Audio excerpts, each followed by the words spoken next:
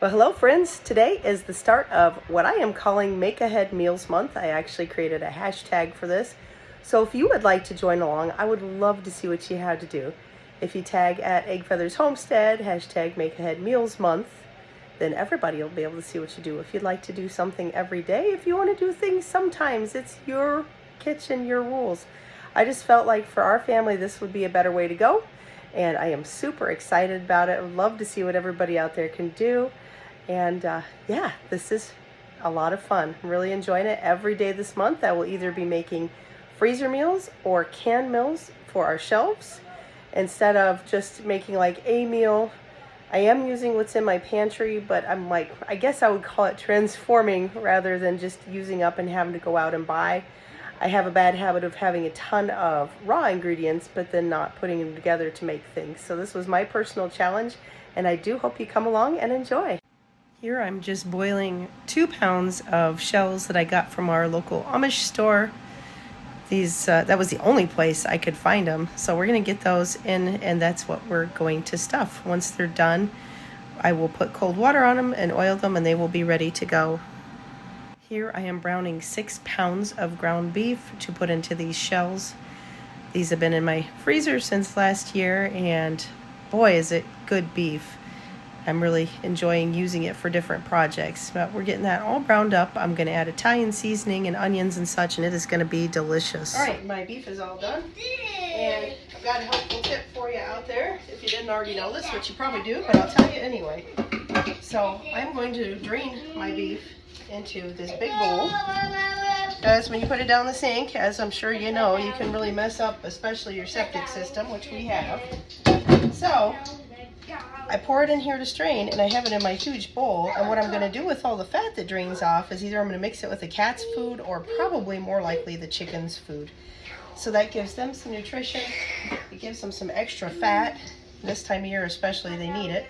And then as soon as this cools down a bit, I will add it to my cheese mixture.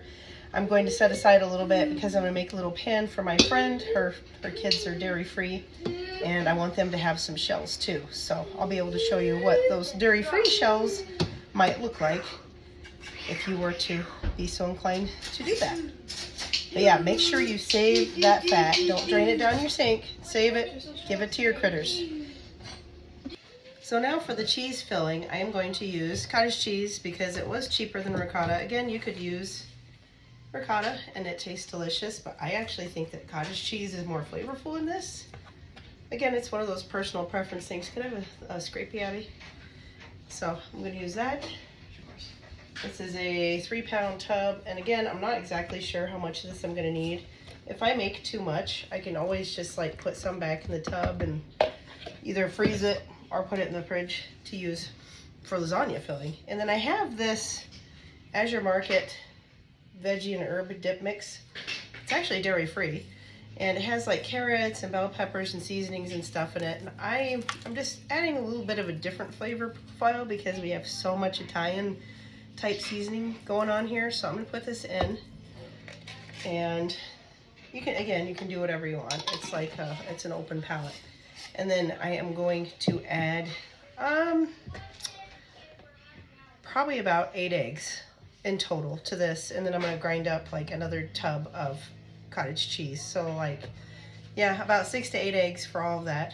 I don't have any exact measurements, so that's about as good as you're going to get. And once that's all ground up, I'll show you what it looks like.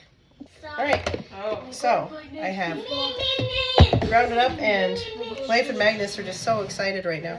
So this is what it looks like. See how it looks pretty much exactly like ricotta cheese. So this will get mixed with the meat. I set some aside for my dairy-free version. We are finally ready to go. So in here we have our oiled shells. We have our cheese and meat mixture. I added some what we call stinky cheese. It's like a smelly cheese blend from Sam's, and some mozzarella. Then we have cheddar mozzarella to sprinkle on the top. This is the spaghetti sauce. All you see here is a little bit of fat. But anyway, this is the spaghetti sauce I had made the other day. And I just have some meat for those ones that are cheeseless. I'm going to do a small pan of those because my friend has a much smaller family than we do, so that'll be perfect for her. And then we have a couple 9x13s. I go to thrift stores and I buy these for like $2 or $3. Instead of using foil, I just like stock up on these. So We're going to spray these with cooking spray, and then we're going to start the assembly process. So here's my lovely assistant, Abigail, and we are going to get busy. Oh, and here's Izzy. Hi. Izzy hid. You can hear her laughing though. What are you looking at? All right, we have sprayed our pan, and again, these are the dairy-free. First thing I like to do, I just grabbed a shell. I'm not ready for you yet. Get back in that pan. All right, so first thing I do is put a generous couple of scoops in the bottom of the dish, because you want the bottom of the noodles to get some love too. And I also undercook these just a little bit, because when they go through the baking process, we don't want them to get all smushy and gross. Yeah. So, I'm going to do for the dairy-free ones is pretty simple. I'm just going to fill them up with this yummy meat mix we made. And I'm going to put them in here. You can do them either seam side up or down. I'll do these down because it looks pretty, but probably for our homemade ones, I don't know. What do you think, Abby? I mean, seam side down would probably keep the stuff in better, right? That's true. Seam side down will keep it in better. And it does look pretty. It just, you gotta scoop it pretty thoroughly. So all we're doing is really, I'm sorry, I guess you'd like to see what we're doing, wouldn't you? I open up the pasta, and I'm showing Abby too, because we haven't done these in a while. I open up the pasta, and I put the filling in, and I just smush it, and put it seam side down. It's just that simple. See, these are nice and pliable because I went ahead and chilled them. If you just pour them in hot, they're going to turn into a big gloppy sticky mess. Ask us how we know. We could definitely tell you. We've been there. And then you just put them seam side down.